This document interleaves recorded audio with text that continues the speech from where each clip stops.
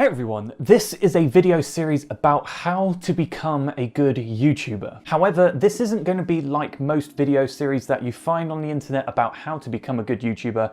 This is also going to focus on not only the aspects on how to do YouTube, but also how to be a good YouTuber.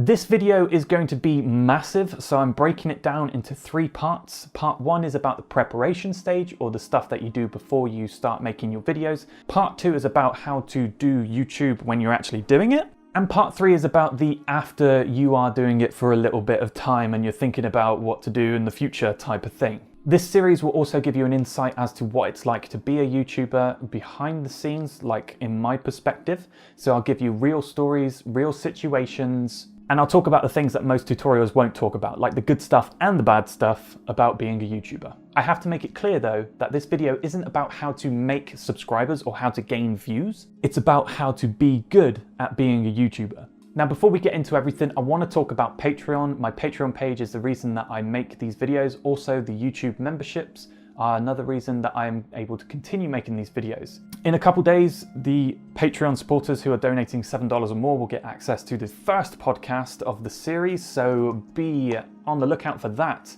And I'm going to talk about Patreon in the 3rd part of this video series, so stay tuned for that. Right now, I need you to think about why it is that you want to be a YouTuber.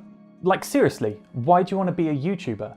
Is it to become famous? Is it to express your creativity? Is it to gain a community? Or is it for something else like money?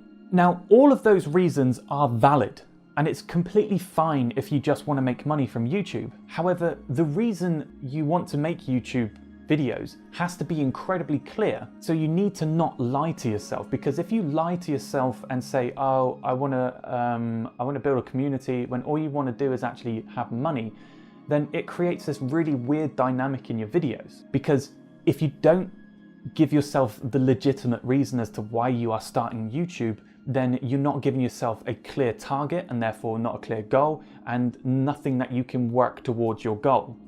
I'll give you some examples. If you want to become famous, then that's easy. All you need is subscribers. If you want to express your creativity, maybe your amount of videos that you create is lower, but really good quality. If you're there for the community, then maybe a low subscriber count but high interaction rate. And if you're there for money, then you need ads, you need sponsorship deals, high subscribers, high viewer rates, all that shebang. For me, I wanted to be famous at first. That's the whole reason I started YouTube, was to be famous. And then after a while, it was to express my creativity, to talk about the stuff that I don't talk about in normal daily life. And then after a while, it was, I just don't care about that. I just want to build a community now. Once you've understood why it is that you want to be a YouTuber, then it's okay to move on to the next thing, which is lower those expectations. Seriously, being ambitious is fantastic. Seriously, if you want to have 1 million subscribers and do it in just 6 months, I know you can do it. There is a possibility that you can do it. However, the chances of you actually doing that are very slim. So you need to lower those expectations, like drastically, because there's so many different factors that play into your growth on YouTube. It could be the video type, the video length, the video quality, you as a personality, the people that you meet on camera, the people that you meet in the YouTube communities. Luck is a big part of it, and that plays into the dreaded YouTube algorithm. Oh, the YouTube algorithm, it's an undefinable, non-corporeal blob of magical numbers that YouTube don't actually tell anyone what goes into the YouTube algorithm. We've just given it a name, YouTube algorithm. It's not actually called that, I don't think. If your channel and your content fit into a certain amount of criteria of this algorithm, then your content is more likely to be recommended by YouTube itself. The reason being is that YouTube is a business, so the content that you make needs to match the business model that they create. If you make crude videos, then you're less likely to be recommended by YouTube. A good example of this is Logan Paul recently with his whole suicide forest thing. If you make short videos, then chances are you won't fit into the algorithm either. Although some creators like ProZD, who make 15-second videos, have fit and cheated the system somehow so that their content is recommended to everyone. There's ways to communicate your way through the algorithm, but nobody truly knows what is needed. But we have a clear understanding of kind of things that are recommended to do as a YouTuber. Now, I didn't really want to get into the details about the YouTube algorithm, but because some people might not ever need to think about it. For example, if you're trying to create content which is really creative, then chances are you won't need to know about the algorithm because you're not creating like lots of videos for long form content. You're just making a creative project because you want to create a project. However, for many other people, the YouTube algorithm is a huge playing factor in your success on YouTube. Long form content posted every day is the best idea for YouTube algorithm. So anywhere between 10 and 20 minutes is the best. The reason this is the best is because if you have over 10 minutes of content, then you're eligible to put more adverts on your content than normal. And if you're putting more adverts onto your content, that means then YouTube itself will in turn make more money because they're placing adverts onto your channel and they get a cut of the revenue as well as you. The more money that's made for YouTube, the better it is for everyone. However, even if you make long form content every single day, you're not guaranteed to get anywhere because a lot of it is to do with luck. The algorithm works on retention time. So even though you will make like a 15-minute video every single day, if the video that you're making isn't being watched very much, say for example, people are clicking onto your video and watching 30 seconds of it and they're not watching the other 14.5 minutes of it, then YouTube aren't likely to promote that video. And this is especially true if you're making bad content. There are no eyes staying on the YouTube page, and YouTube want consumers to consume the content on their pages, so they want you to make good content so that more people will stay on YouTube and not go elsewhere. So if you're making bad content on YouTube, then YouTube will not recommend it because it's not in their interest. Remember, YouTube is a business. So what the hell happened there? So I will always recommend to focus on quality and then quantity. If you focus on the quality of your content, then you get into a good rhythm and a good groove of creating, and then you can focus on how many of this you can do. A good example of people who do good quality and good quantity are Casey Neistat, and you're going to hear a lot about him over the next couple episodes. But Casey Neistat used to make videos every single day, and they were beautifully made and they had a great story in each of the videos, and he became very popular very quickly. Lots of people were watching his videos. It was insane. Another YouTuber is Jake Paul. He makes long form content, or he did anyway, every single day. Bro, with that Disney Channel flow. Damn it, Jack's Films. And the content that he makes is entertaining for some people. Podcasters as well have a really good rapport with YouTube because they can post like an hour of content, maybe even every single day. And when they post that hour of content, people are listening intently to that content every single day. Also, if you're making a podcast or long form content, you're able to utilize that content and split it up into different sections and post those as individual videos themselves, meaning that you can use the same content over and over again in different ways, utilizing more effectiveness of your time as a YouTube creator. My suggestion to be a good YouTuber is to take notes from people who inspire you on YouTube, or people that make good content in your eyes. Inspiration and plagiarism are very close to each other. They're next door neighbors practically. You have to be inspired by someone without copying them. Again, let's use Casey Neistat as a good example. He had a brand new, unique approach to making YouTube videos. He would have a camera and a microphone and a tripod, kind of like that, and he would go around with the tripod, and he kind of revolutionized a new generation of video making. Also, he had a specific style of music which was brand new at the time. And then what that had was, because of all these features were so unique and he was getting so popular, it spawned a bundle of copycats. You don't want to be a copycat. You need to do what you do best, which is you. Non-YouTubers are a pain in the neck, especially if you're starting out and you haven't got that much content out, or your content's not very good, or you're still a bit clunky and you don't know what kind of YouTuber you want to be. Then people who don't know anything about YouTube are the worst in this regard, especially if they find out you have a YouTube channel. Non-YouTube people disregard the work that you put into making YouTube videos, in the similar way that people who've never worked in retail will utterly destroy retail staff members. I remember when I used to work in retail, the amount of times people used to say, oh, the customer's always right. And you'd never, no customer was ever right. Seriously. They would just think that they were right because they had never worked in retail before and didn't understand the rules of retail. I once had one customer come in, and at the time I was working at a bakery, and in this bakery we had a promotion that if you bought £4 worth of stuff, then you can get a bag of cookies for £1, which is a great promotion. And I was really good at selling that promotion. And we had an A4 sign on the counter that had spend £4, get a bag of cookies for £1, with a nice picture of a bag of cookies. So this guy comes in, he spends £5 something, and he goes to grab a bag of cookies. And I say, oh, sorry, sir, you haven't bought that. And he says, but it says I can get a bag of cookies for free. And I said, no, it doesn't. It says spend £4 and get a bag of cookies for... And then he stopped me, interrupted me and said, put down the cookies. And he said, I'm sure it's within the confines of the law.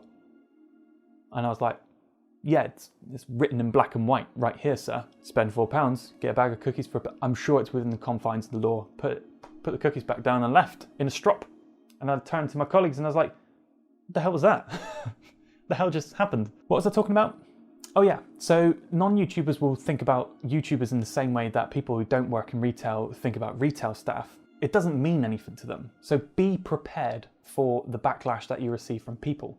You'll get people laughing at you, you'll get people disrespecting you, people talking about you behind your back. They say to your face that you're a fool for doing this type of stuff. A good example of this was when I was at university. I was in a lecture and I was running a little bit late. So when I managed to get to my lecture, when I walked in, on the big screen at the front of the lecture hall, they had my YouTube page open with videos playing of me on my YouTube channel. And I looked at it and then I realized that people were taking the mick out of me having a YouTube channel, and I was looking around and then somebody who knew me a little bit was like, why are you doing this? And I had to think quick and I said, guys, I'm a YouTube partner, so I'm actually making money for people watching my videos. So thanks, I suppose. But I was being ridiculed in that lecture. So be prepared for the worst, but expect the best. The only time in which this changed was when I actually quit my job in retail to work as YouTube partner full time. That's when people took me seriously, because they didn't just start talking to me about, oh, what do you do for a living?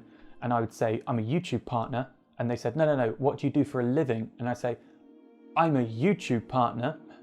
Then people were asking questions like, oh, how do you make money on YouTube? A lot of people still don't know. I'll talk more about quitting your job in part 3 of this series. That's when things get a little bit more serious about YouTube and YouTube partnerships and stuff like that. So non-YouTubers can be really detrimental to YouTubers. Now, that example that I gave you of me being at university, take that and pretend that I would have been someone who was a bit shy, a bit insecure about themselves, and just imagine how that would have impacted me if I was different-minded. I would have been devastated, embarrassed, may have even run out crying in blood of tears like you see in the films. You never know. Fortunately, I'm cold-hearted, so it didn't really work for them. They thought they were going to take the mick out of me, when instead I just turned it round on them. Good thinking on my part. Pat myself on my back. If you're starting out, then you will have to put in a lot of time and effort. And non-YouTubers, especially in your friend circle, might think negatively about you. Because of the time and effort that you put in, you might have to miss out on some social events, unless that is content for you, which it isn't for me, but it might be for you. You have to put in a lot of time and effort, as I said, and your friends might not like this. They might not like the idea of being filmed if that's what you choose to do. For example, Casey Neistat again, when he started out vlogging, his wife Candice hated the idea of being on YouTube, and she even more hated the idea of being filmed. So you might come across this in your time as being a YouTuber. You may have to film outside. People will look at you funny, they'll talk about you as you pass, they'll say things behind your back. And the only exception that I found when I used to film outside was that the adults used to make fun of me, but the children, they used to ask me questions. Like, I would carry this tripod around with a big camera and a microphone on top everywhere I went. And kids would come up to me and ask me, oh, do you have a YouTube channel? What's your YouTube channel? I'd tell them about what I do and, you know, how much work it is, and that if you want to do it, you can, but you've got to think about it's a lot of time and effort. But the adults, never. They would always mock me for carrying a tripod, speaking into a camera and all that stuff. So be prepared for that. Now is time to think about what genre you want to get into, if you can call it a genre, which I think you can. I'm going to talk about the most common types of YouTube videos, and I'm going to break them down into the positives and the negative bits about each of those genres. The general rule is if you have an interest in doing something, then that's what you want to focus on. For me, I was interested in making YouTube videos that centered around like dreams and dreaming, so that's what I chose to specialize in. Now vlogs used to be easy to make, but the quality has been raised so high because of Casey Neistat and other vloggers like him that it can be quite difficult to make a very good vlog. And it's more challenging to stand out in the vlog industry because of all of the vloggers that are around. And it's even more difficult to put your own stamp on the vlog genre itself. However, as a positive, vlogging is very easy to build a community with. People are invited into your life and they have a connection with you. But if you're trying to make money from doing vlogs, then you're less likely to do so. Because Google ads don't target anything in general when it comes to vlogging, because vlogs in themselves aren't specific to a certain topic. So the adverts that are tailored to your channel will not reflect the content that you're showing. For example, I watch a lot of comic stuff and a lot of cartoon stuff like Superman and Green Lantern and stuff like that, and more explanation into the comics. And a lot of the time when I watch some of these videos, I get advertisements for things like Squarespace and Wix and other website building stuff. I've never shown any interest in website building like that, ever. So they're generic adverts and they're not tailored to them. And because they're so generic, the price of the adverts that they put out that get auctioned are quite low because they're so generic and so everywhere that the price of them are quite low. So even though you might be having a lot of adverts on your videos, you might not be getting a lot of money for each of the adverts that are shown. Vlogs are good because they are long form content, 10 to 20 minutes per episode, maybe every single day, who knows? But people could be sick of seeing your face every single day. If you do not build the community well enough or smart enough, you may get people leaving your channel and unsubscribing. Or even worse, you'll get empty subscribers, the phantom subscribers who subscribe to your channel without actually watching your content.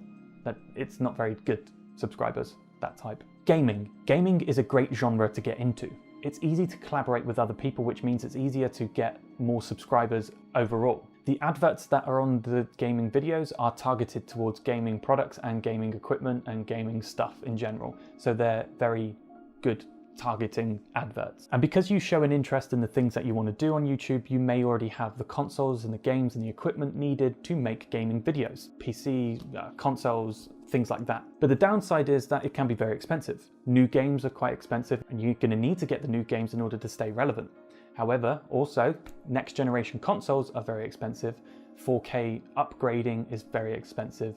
But the biggest downside to gaming videos is that there's so much competition, so it might be difficult for you to get noticed. If you do succeed, you may get the opportunity for branding or sponsorship, which means you don't have to buy the expensive equipment that I mentioned earlier. One advantage of doing gaming videos is that you can record a large session of gaming in one go and drip feed that, split it up into different videos and drip feed that into your sub box over the course of a week. So say for example, you play a video game for 3 hours, you can drip that over the course of 3 lots of videos, 1 hour a piece. Which means in the long run, you could work less time and reap better rewards for it. A big downside to gaming videos is that it relies very heavily on you as a personality. If you're a rubbish person, you might not be liked very much. The upside to gaming is that you can also do live streaming, either on Twitch or YouTube gaming, and you can create a major community this way, and also people donate to you as well occasionally. Some people have donated to me live when I was doing a YouTube live stream, and that felt just amazing. And that was only twice. I couldn't imagine what it was like if I had multiple donations like all the time. It'd be mental. Okay, let's move on to lifestyle videos. Lifestyle videos are great because there's lots of variety. You can have things like exercise or nutrition or minimalism or how-to videos or room tours or challenges. A great channel that focuses on challenges like this is The Goal Guys. Seriously, take a look at them, The Goal Guys. And you can do lots of stuff with a lifestyle channel. So boredom with your content is very low and the variety is so large, even the subgenres of lifestyle can cross very well. Like for example, how does a minimalist exercise? Or how does a minimalist make a nutrition plan? Take a look at my vegan meal plans, or waking up at 5 AM every month, things like that. The downside to lifestyle videos is that the content usually takes a while to make. For example, waking up at 5 AM for a month is a long-term video project, which could take a month. So whilst you're doing that, you have to drip feed other bits of content that are smaller and easier to make, but you lose concentration on the big project. Also, a downside is that you may have to carry a kit everywhere you go. You might have to record B-roll everywhere you go, and A-roll everywhere you go as well. If you're doing a documentary style, like waking up at 5 AM, you need to tell the camera and the audience how you feel about what you're doing. Also, cross-promotion, like having another subscriber, like a collaboration, is very difficult in a lifestyle video, unless you're doing a podcast about your lifestyles. And the last good thing is that sponsorships can be a good thing. Because the lifestyles are so varied and all the different subgenres of lifestyles are so varied, there's a lot of chances for you to get a sponsorship or do a review on a product or get a brand deal or something similar. Now, beauty. Beauty is very similar to the gaming genre. Trust me, allow me to explain. It's easy to collab with other people, which means you have a bigger and quicker growth of subscriber. Ads are targeted to beauty products, which means you get more revenue for the adverts, generally. Because you have an interest in beauty, then you may already have the equipment, the makeup and stuff, so you don't have to spend out on doing that. However, just like gaming, beauty products can be very expensive. So when you try and buy another new beauty product, which is fresh on the market, you might struggle with, actually buying it. The biggest downside, similar to gaming, is that there's lots of competition. And because there's lots of competition on the platform, it's very difficult to get noticed. But if you do succeed, then you do have the opportunities for sponsorships and branding and things like that. For example, Zoella, huge beauty person that has her own beauty range. Not to mention Jeffree Star. Similar to gaming, you can film a lot of content in a single day and drip feed them over time. So if you have a day off, you can do this in your spare time. A big downside, similar to gaming again, is that you need the personality to match. So if you have a rubbish personality and you're not very well liked, chances are you're not going to get very far in the beauty lifestyle kind of thing. Now, moving on to subject knowledge and education, which is my speciality. I talk about lucid dreaming and dreams in general on my channel. And because of this, specific knowledge and educational channels are very niche, meaning that the community spirit is so much bigger because there's not a lot of them. Community spirit is excellent. Am I right, people? Yes. That was my subscribers going, yes! Also, with subject knowledge and education, there's not a lot of competition on the platform. The more niche that your subject knowledge is, the less competition there will be. But because it is niche, that means your subscriber growth is going to be very slow. Also, you have to know your subject very well because it's very easy for someone to come along and say, no, you're wrong, if your subject knowledge is very niche. Also, it's easy for someone to get the newest knowledge and make a video on that instead of you making it. It's easy to build a community and it's easy to get to know the other creators. For example, in the lucid dreaming community, there are 3 big creators who talk about lucid dreams and dreams in general. That's me, that's Tifero, and that's How to Lucid. So we know each other pretty much. And that's because there's not many creators. Even though you can collab with other content creators in your field of knowledge, it doesn't mean that you're going to gain a lot of subscribers. Because the area and the community is so small, chances are the community are subscribed already to those 3 individuals that I mentioned before.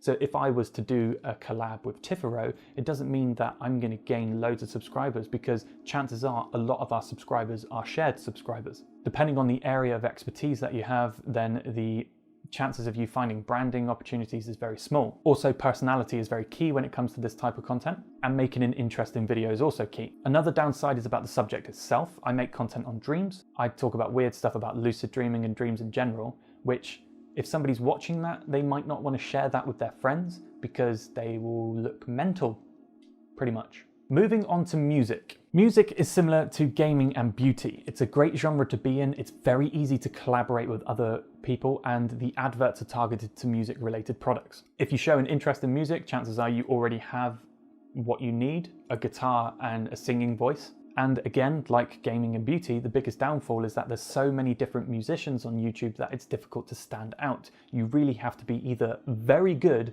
or very unique at what you're doing. If you do succeed, then you do have the opportunities for branding and sponsorships. And considering a cover of a pop song lasts about 3.5 minutes, you can record so many of these and pump them out time after time, day after day, for as long as you can, and you only need to do 1 sitting for recording. Unlike gaming and beauty, which relies heavily on your personality, this doesn't really need to rely heavily on personality. In fact, if you've got a brooding personality, you might even succeed a little bit better than someone else.